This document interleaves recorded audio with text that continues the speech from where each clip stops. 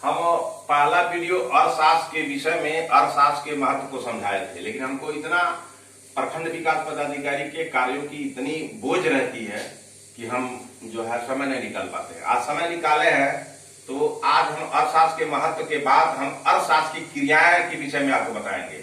तो बिना पैसे, बिना मनी, बिना धन की कोई चीज नहीं होती है।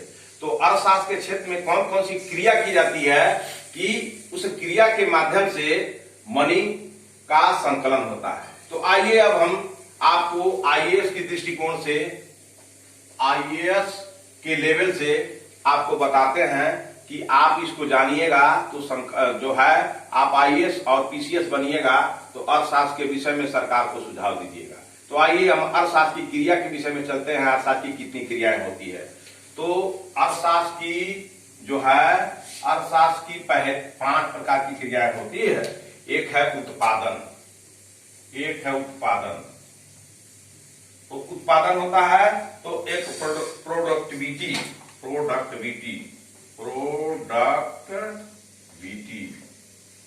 ये अर्थशास्त्र की पहली क्रिया है। इसको जानना, रटना है। जब कोई भी विद्यार्थी, जब आईएएस के विद्यार्थी को जब इस चीज को जानेगा, इसके वैल्यू को जानेगा, तभी उसका सब्जेक्ट मजबूत होगा। दूसरा है उपभोग, दूसरा है उपभोग। इसको कहते हैं अंग्रेजी में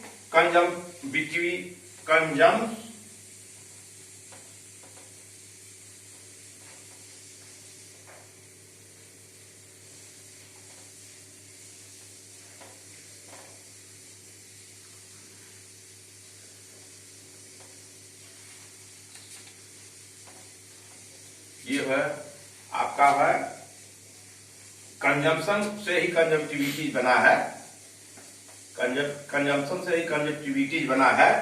और ये हो गया उपभोग। तीसरा है विनिमय, विनिमय, विनिमय।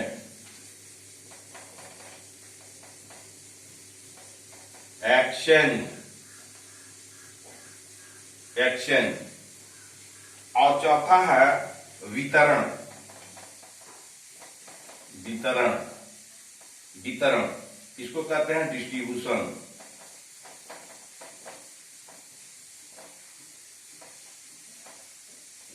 ये डिस्ट्रीब्यूशन हो गया। और 5वां है आपका जो है लोक राजस्व, लोक राजस्व, लोक राजस्व, पब्लिक फाइनेंस,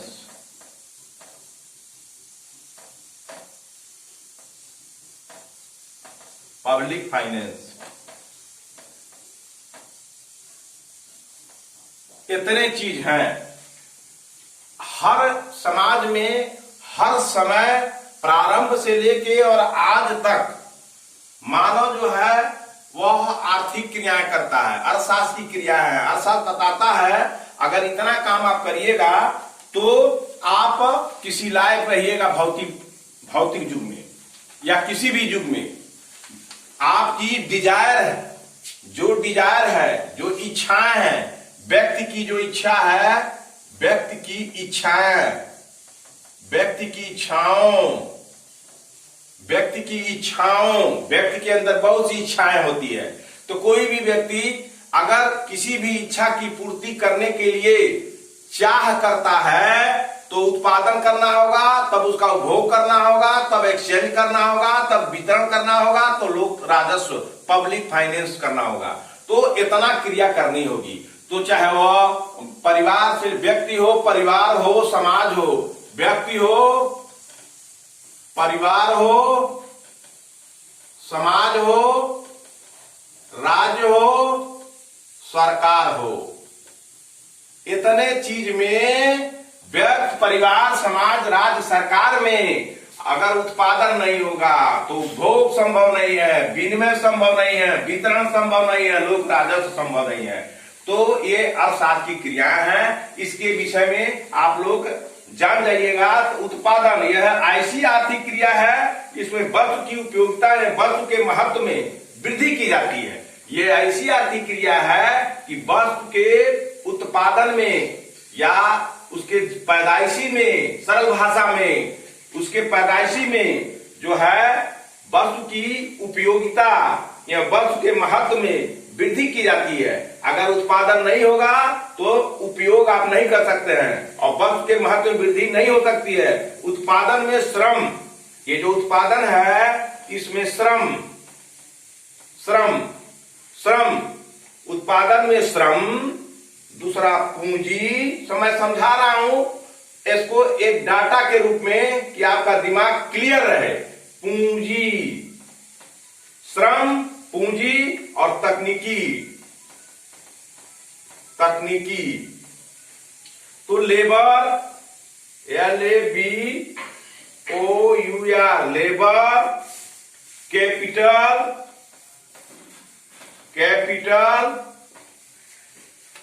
और टेक्निक, TECHNIQE,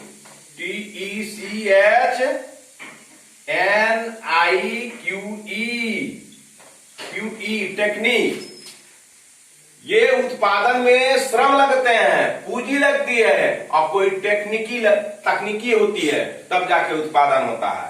तो ये बहुत महत्व होता है किसका? उत्पादन में श्रम का, पूंजी का, तकनीकी का इंपॉर्टेंस ज्यादा होती है।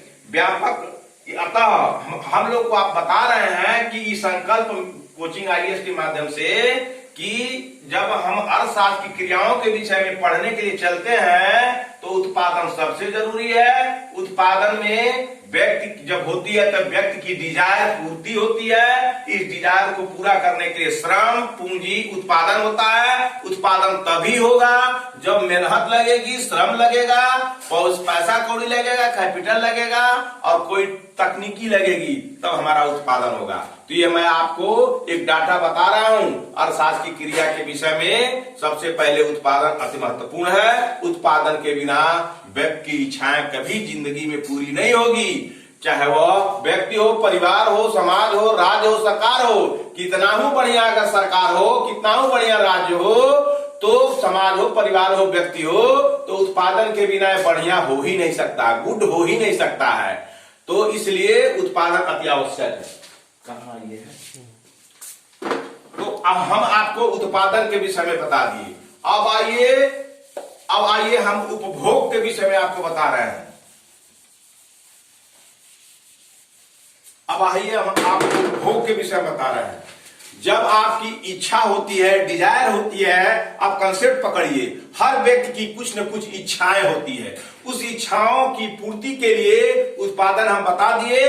अब आइए उत्पादन का उपयोग, उपभोग किसे कहते हैं? जो कोई वस्तु को अगर पैदा करते हैं या उसको बना देते हैं या उसका जो है ये श्रम लगा करके, पूंजी लगा करके और टेक्निक से उसको एक रूप दे देते हैं, इच्छा की पूर्ति होती है। तो इसी प्रोडक्शन को उपयोग में लाने के लिए, प्रोडक्शन को, उत्पादन को उपयोग में लाने के लिए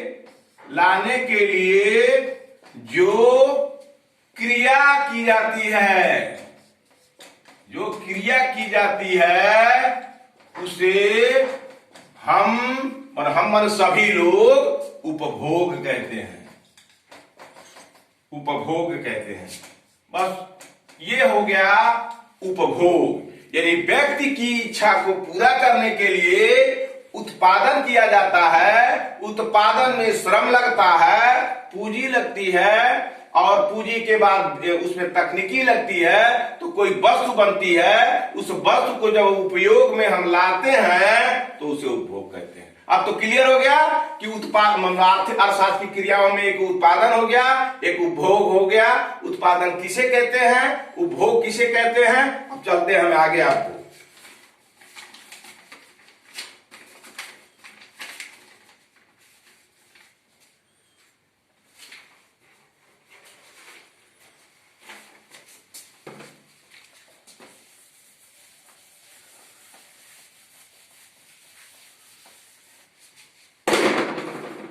अब आप अच्छा कहें या बुरा कहें, हम आपके दिमाग में बात डालना चाहते हैं कि अर्थशास्त्र के क्षेत्र में व्यक्ति की जो इच्छाएं होती है उस इच्छाओं को पूरा करने के लिए अर्थशास्त्र क्रियाएं बताता है। तो अर्थशास्त्र क्रियाएं बताता है, तो उस क्रियाओं में अर्थशास्त्र के जो आप बताए हैं कि उत्पादन, अब उत्पादन और उपभोग और विनिमय। तो अब हम विनिमय की तरफ चलते हैं। तो विनिमय होता है एक वस्तु, एक व्यक्ति है और एक व्यक्ति यहाँ है, यह व्यक्ति इसको कुछ देता है और इसके बदले में यह इसको कुछ देता है। तो अदला बदली को, मानो ये डिजायर को पूरा करने के लिए एक व्यक्ति से दूसरे व्यक्ति को लेना, एक परिवार से दूसरे परिवार को लेना, एक समाज से दूसरे समाज को लेना, एक राज्य से दूसरे राज्य को लेना और एक सरकार से दूसरे सरकार को लेना देना ही एक्सचेंज है। अब तो क्लियर हो गया कि विनिमय क्या है। किसी वस्तु के बदले, किसी मुद्रा के बदले एक वस्तु को दूसरे वस्तु के बदले में लेना और अपने डिजायर को पूरा करना ही विनिमय है। तो विनिमय अर्थ वस्तुओं के आदान प्रदान से ही होता है। तो मैं आपको पहले बता दिया कि ये विनिमय क्या है। तो ये विनिमय जो है उसे कहते हैं कि वस्तुओं के आदान और प्रदान से होता है। तो वस्तुओं का आदान प्रदान करना, वस्तुओं का आदान प्रदान करने से होता है। वस्तुओं के आदान प्रदान करने का नाम ही एक्सचेंज है। परंतु आधुनिक अर्थव्यवस्था में विनिमय का अर्थ वस्तुओं के क्रय और विक्रय से है। मतलब इसका कंसेप्ट यह है कि वस्तुओं का पहले प्राचीन युग में जब मानव की सृष्टि हुई तो वस्तुओं को आदान प्रदान किया जाता था, उसे विनिमय कहते हैं। लेकिन आधुनिक युग में विनिमय का मतलब हो गया, आधुनिक युग में विनिमय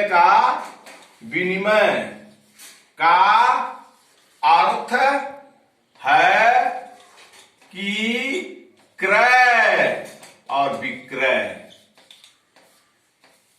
क्रय खरीदे और बेचे। तो आधुनिक युग में क्रय विक्रय की जो है क्रिया को हम विनिमय कहते हैं। तो किसी भी मूल्यवान चीज को हम किसी भी मूल्यवान चीज से उसको आदान प्रदान करते हैं, वही आधुनिक युग में विनिमय होता है। तो आधुनिक युग में अगर हमको आज सेब खाने की जरूरत है तो हमारे राज्य को, तो आज हमारी सरकार को, तो जम्मू कश्मीर से 10,000 कुंटल सेब कोई व्यापारी लाता है और 10,000 कुंटल के मूल्य का उसे मुद्रा देता है, सेब यहां चला जाता है, हमारी डिजायर पूरी हो जाती है। तो इसी क्रिया को हम विनिमय कहते हैं। अब आइए, तो इसमें उत्पादन करने में क्या लगा? इसमें लगा श्रम। सेब के उत्पादन में लगा श्रम, सेब के उत्पादन में लगा पूंजी, सेब के उत्पादन में लगा तकनीकी, और तकनीकी के बाद इतना जब लग गया तो सेब की पैदाइशी हो गई। सेब के लिए उपभोग हम लोग कर रहे हैं, उपभोग करने के लिए विनिमय करना पड़ा। एक बैग कोई चीज उड़ के नहीं आई। कश्मीर में सेब पैदा होता है और अन्य राज्यों में जो है सेब जाता है। तो विनिमय कैसी प्रणाली है अर्थशास्त्र की क्रियाओं के क्षेत्र में कि उसी प्रणाली के द्वारा सेब हमारे यहाँ चला आता है। अब आइए, उत्पादन हुआ और उसका उपयोग किया गया और उसका विनिमय होता है और उसका वितरण होता है। आइए अब वितरण के विषय में जानते हैं।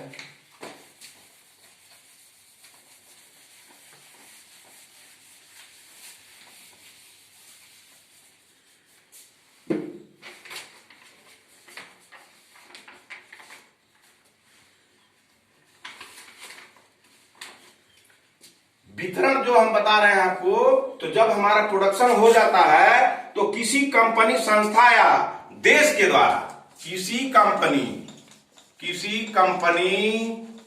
संस्था या देश के द्वारा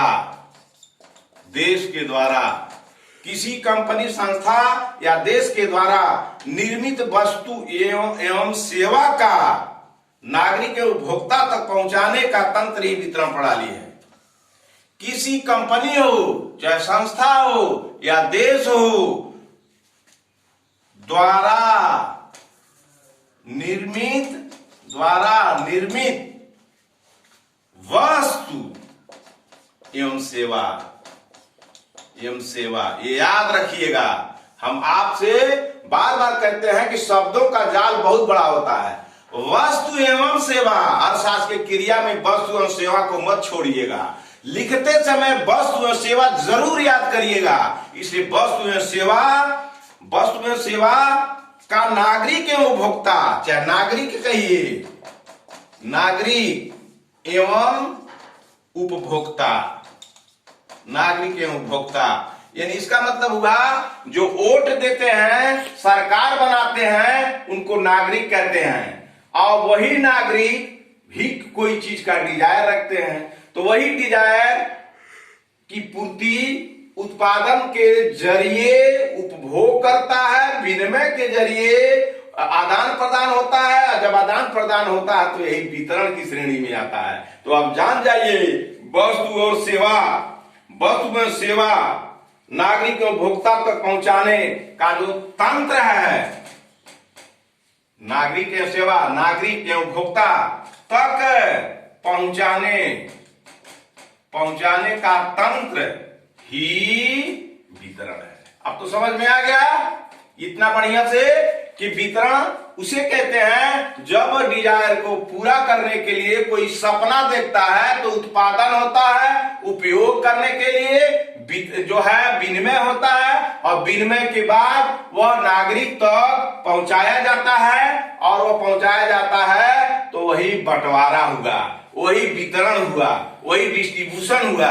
तो जब तक वितरण तक नहीं गया तो उत्पादन का वैल्यू नहीं रहता है। तो उत्पादन हुआ, उसके बाद उपयोग हुआ, उपभोग हुआ, उसके बाद हो गया आपका एक्सचेंज हुआ, एक्सचेंज के बाद वितरण हुआ। अब आइए हम आपको वितरण के बाद आपको लोक वित्त के विषय में आप बताते हैं कि अर्थशास्त्र की क्रियाओं में यह चीज आती है। तो अब आइए, पांचवा है लोक वित्त।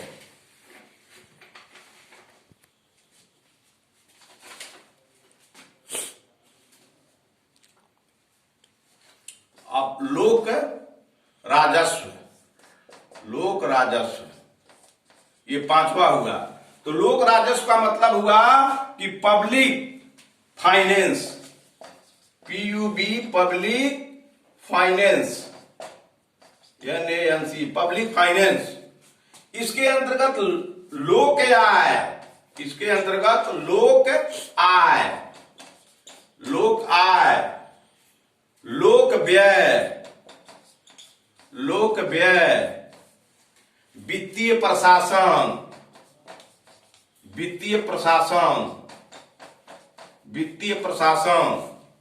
और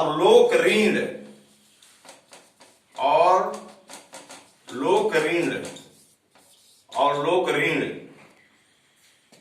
से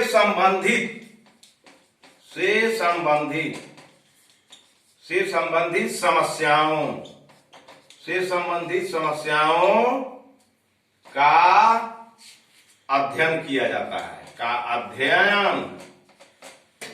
अध्ययन किया जाता है। अब आइए, जब हम किसी चीज का अपनी इच्छा को पूरा करने के लिए उत्पादन करते हैं, उपभोग करते हैं, एक्सचेंज करते हैं, डिस्ट्रीब्यूशन करते हैं, उसके बाद राजस्व, लोक राजस्व आ जाता है। लोक राजस्व के अंतर्गत लोक आय मतलब जनता की आय, लोक व्यय जनता के बीच में क्या खर्च हो रहा है, तब उसका फाइनेंशियल एडमिनिस्ट्रेशन, अनुशासन और प्रशासन में एक वित्तीय प्रशासन का भी काम किया जाता है, जिसमें बैंक वगैरह सारे आते हैं। उसके बाद लोक ऋण, जनता को ऋण कैसे दिया जाता है, इस तरह की समस्याएं का अध्ययन किया जाता है, इसे हम लोक राजस्व कहते हैं। अब हम आते हैं, अब कल हम समय निकाल करके आपको हम बताएंगे अर्थशास्त्र की शाखाएं।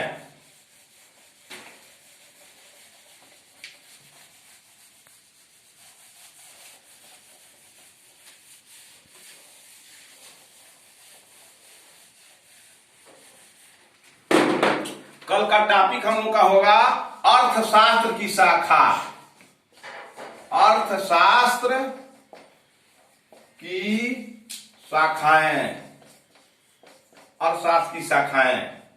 कल इस पर हम लोग बहस करेंगे और स्टेप बाय स्टेप पढ़िएगा तो आपको भी अर्थशास्त्र के विषय में ज्यादा जानकारी होगी। तो हम कल पढ़ेंगे अर्थशास्त्र की शाखाएं, इसी पर फोकस देंगे। अब आज धन्यवाद। आज हम अपना जो है आपके बीच में जो शेयर कर रहे थे अर्थशास्त्र के विषय के तहत उसको बंद करते हैं।